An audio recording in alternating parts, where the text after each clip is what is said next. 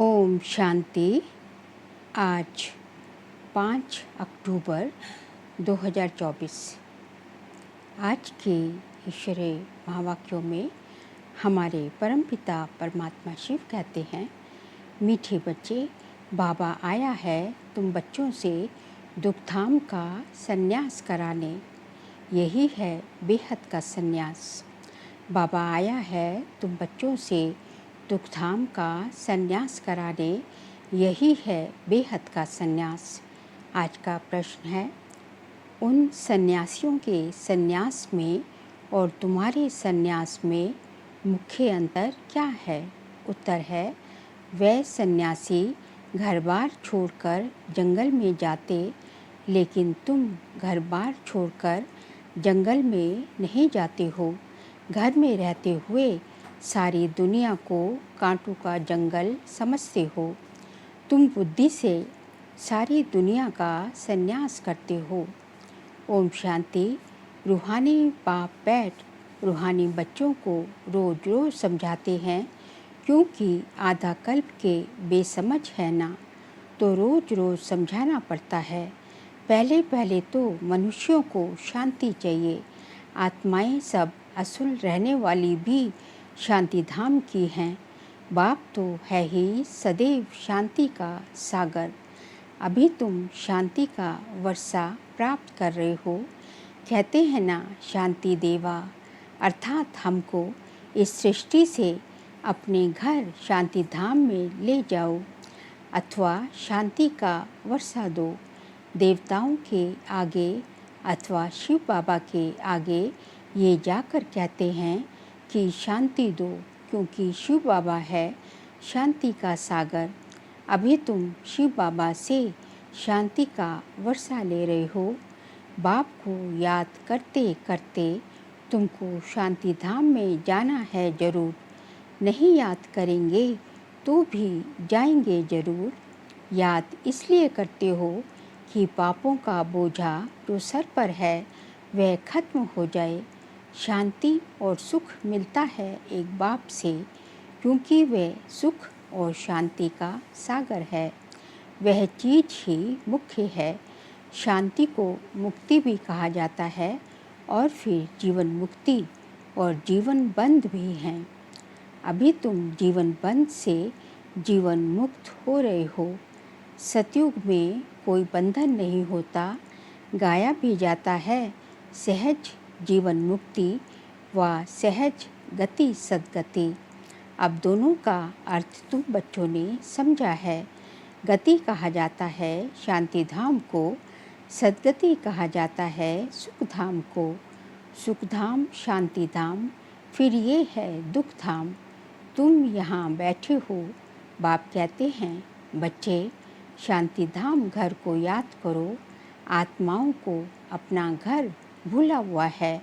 बाप आकर याद दिलाते हैं, समझाते हैं, हे रूहानी बच्चों, तुम घर नहीं जा सकते हो जब तक मुझे याद नहीं करेंगे।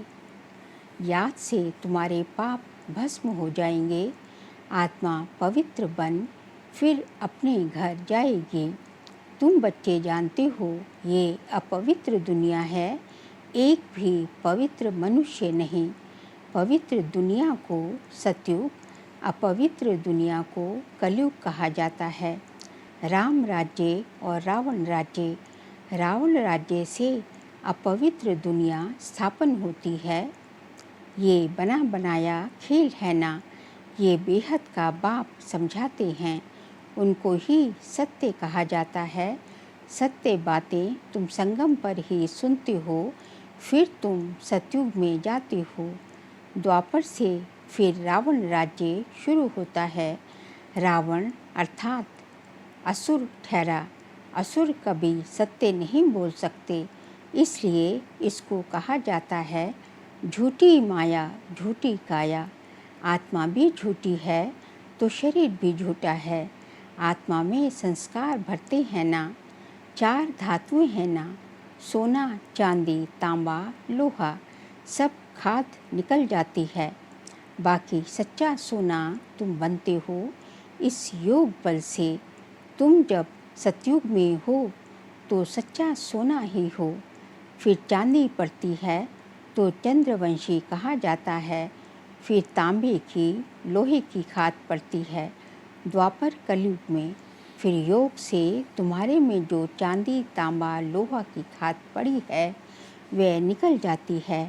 पहले तो तुम सब आत्माएं शांति धाम में हो, फिर पहले पहले आती हो सतयुग में, तो उसको कहा जाता है गोल्डन एजिड।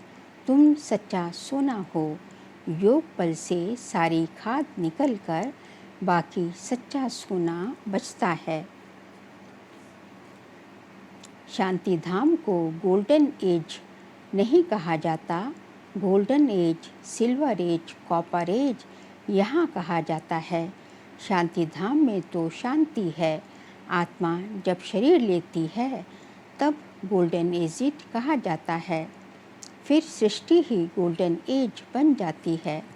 सतो प्रधान 5 तत्वों से शरीर बनता है। आत्मा सतो प्रधान है तो शरीर भी सतो प्रधान है। फिर पिछाड़ी में आकर आयरन एजिड शरीर मिलता है। क्योंकि आत्मा में खाद पड़ती है तो गोल्डन एज, सिल्वर एज इस सृष्टि को कहा जाता है। तो अब बच्चों को क्या करना है?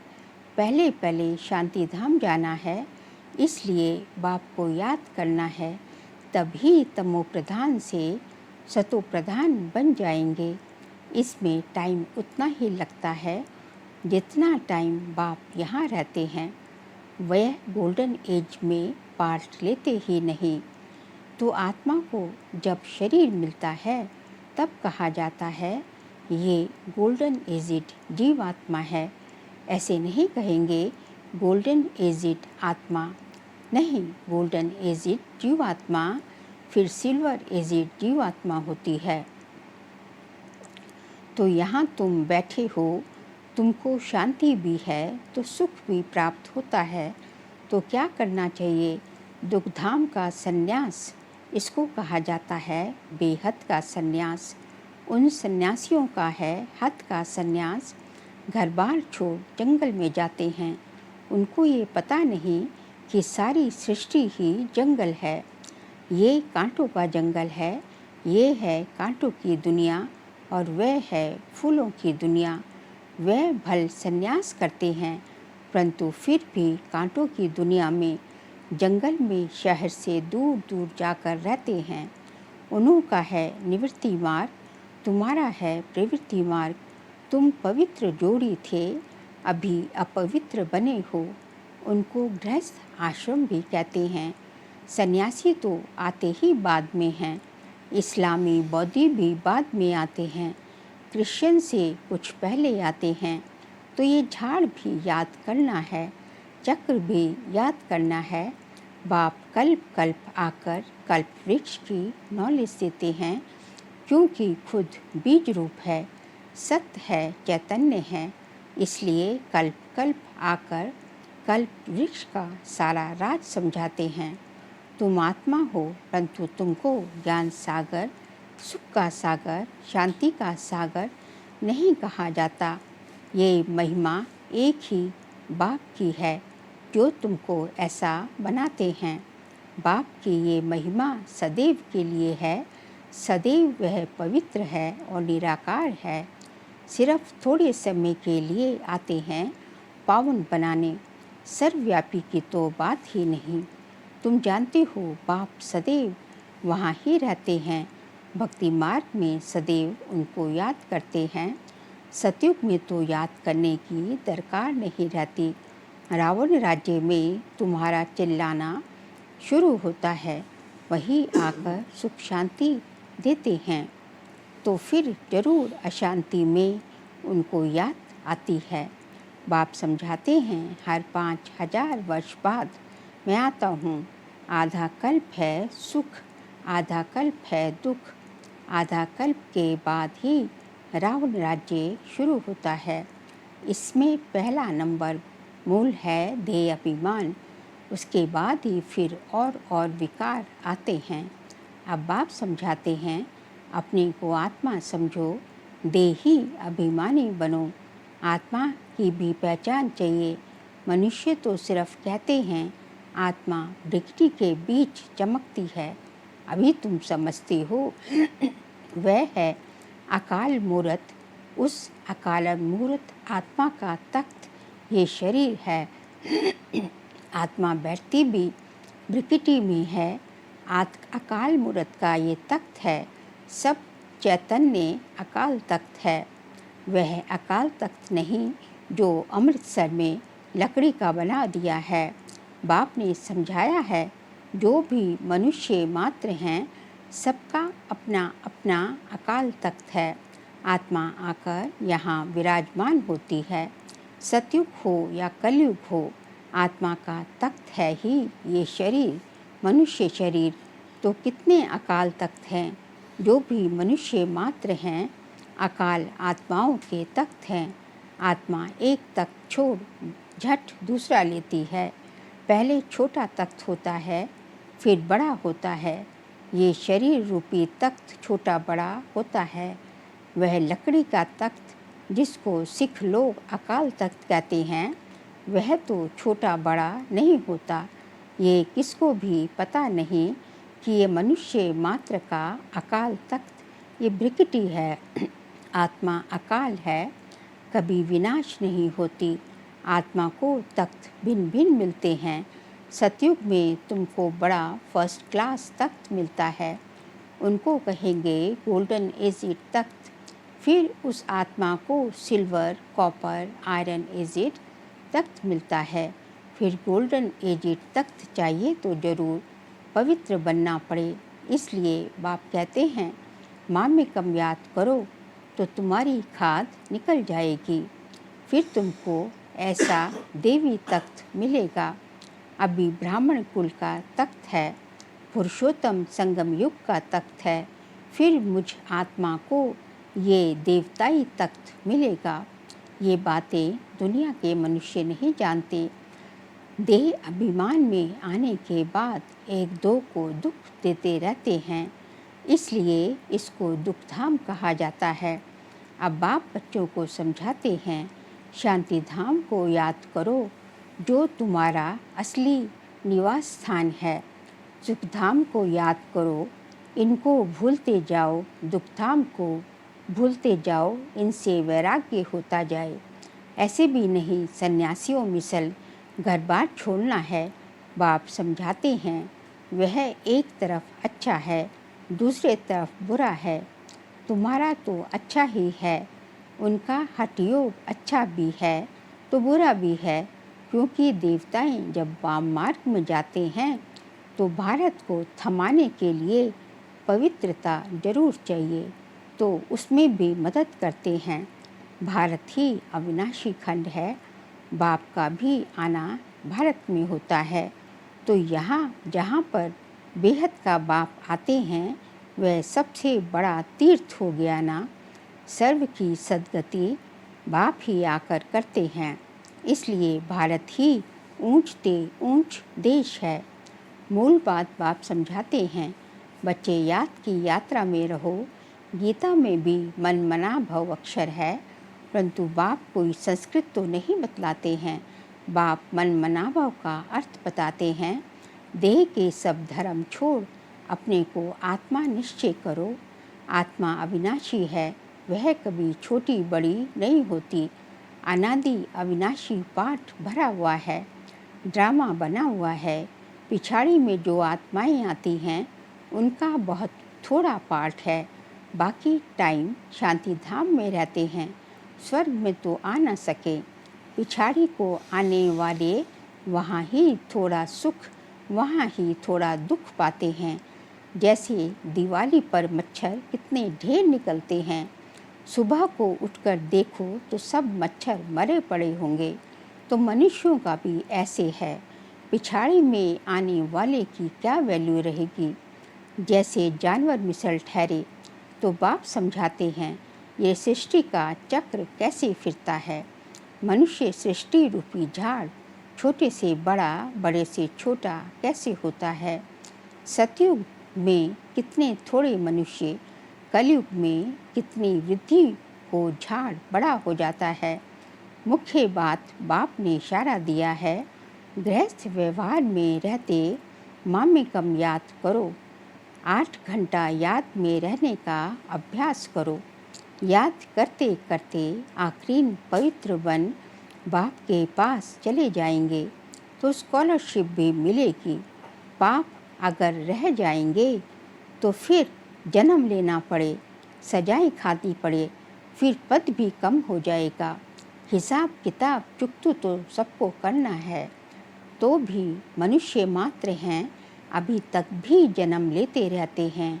इस समय देखेंगे भारतवासियों से क्रिश्चियन की संख्या ज़्यादा है, वह फिर सेंसिबल भी हैं। भारतवासी तो 100% सेंसिबल थे, सो अब फिर नॉन सेंसिबल बन गए हैं, क्योंकि वही 100% सुख पाते हैं, फिर 100% दुख भी वही पाते हैं। वह तो आते ही पीछे हैं, क्रिश्चियन लोग तो आते ही पीछे हैं। बाप ने समझाया है कि क्रिश्चियन डायनेस्टी का श्री कृष्ण डायनेस्टी से कनेक्शन है। क्रिश्चियन ने राज्य छीना, फिर क्रिश्चियन डायनेस्टी से ही राज्य मिलता है। इस समय क्रिश्चियंस का जोर है, उन्हों का भारत से ही मदद मिलती है, उन्हों को भारत से ही मदद मिलती है। अभी भारत भूख मरता है तो रिटर्न सर्विस हो रही है, यहाँ से बहुत धन, बहुत हीरे जवाहरात आदि वहाँ ले जाते हैं, बहुत धनवान बने हैं, तो अब फिर धन पहुँचाते रहते हैं, उनको मिलने का तो है नहीं। तो अब तुम बच्चों को तो कोई पहचानते नहीं हैं, अगर पहचानते तो आकर राय लेते। तुम हो ईश्वरीय संप्रदाय, जो ईश्वर की राय पर चलते हो, वही फिर ईश्वरीय संप्रदाय से देवी संप्रदाय बनेंगे, फिर क्षत्रिय वैश्य शूद्र संप्रदाय बनेंगे। अभी हम सो ब्राह्मण हैं, फिर हम सो देवता, हम सो क्षत्रिय, हम सो वैश्य, हम सो शूद्र। हम सो का अर्थ देखो कितना अच्छा है। ये बाजोली का खेल है, जिसको समझना बहुत सहज है, परंतु माया भुला देती है, फिर देवी गुणों से आसुरी गुणों में ले आती है। अपवित्र बनना आसुरी गुण है ना। अच्छा मीठे मीठे सिखिल दे बच्चों प्रति माता पिता बाप दादा का याद प्यार और गुड मॉर्निंग। रूहानी बाप की रूहानी बच्चों को नमस्ते। हम रूहानी बच्चों की रूहानी बाप दादा को नमस्ते नमस्ते नमस्ते। सार के लिए पॉइंट्स हैं। स्कॉलरशिप लेने के लिए गृहस्थ व्यवहार में रहते कम से कम 8 घंटा बाप को याद करने का अभ्यास करना है। याद के अभ्यास से ही पाप कटेंगे और गोल्डन एजिट तख्त मिलेगा। सेकंड पॉइंट, इस दुखधाम से बेहद का वैराग्य कर अपने असली निवास स्थान शांति धाम और सुख धाम को याद करना है। देह अभिमान में आकर किसी को दुख नहीं देना है। आज का बाबा का वरदान है, कर्मों के हिसाब किताब को समझकर अपनी अचल स्थिति बनाने वाले सहज योगी भव। कर्मों के हिसाब किताब को समझकर अपनी अचल स्थिति बनाने वाले सहज योगी भव। चलते चलते अगर कोई कर्मों का हिसाब किताब सामने आता है तो उसमें मन को हिलाओ नहीं, स्थिति को नीचे ऊपर नहीं करो। चलो आया तो परख कर उसे दूर से ही खत्म कर दो। अभी योद्धे नहीं बनो, सर्वशक्तिवान बाप साथ है तो माया हिला नहीं सकती। सिर्फ निश्चय के फाउंडेशन को प्रैक्टिकल में लाओ और समय पर चूज़ करो तो सहज योगी बन जाएंगे। अब निरंतर योगी बनो, युद्ध करने वाले योद्धे नहीं। अब क्या बनना है? योगी बनना है, योद्धे नहीं बनना। आज का बाबा का स्लोगन है, डबल लाइट रहना है तो अपनी सर्व जिम्मेवारियों को बोझ बाप हवाले कर दो। डबल लाइट रहना है तो अपनी सब जिम्मेवारियों का बोझ बाप हवाले कर दो। बाबा कहते हैं अपनी सर्व जितनी आपकी जिम्मेवारियां हैं, जितनी आपकी रिस्पॉन्सिबिलिटीज़ हैं, जो भी आपको प्रॉब्लम है, सब बाप हवाले करके अपने आप हल्के हो जाओ। तो जो है तभी आप जो है डबल लाइट रह सकेंगे, आत्मा भी लाइट और शरीर भी लाइट। अच्छा, ओम शांति।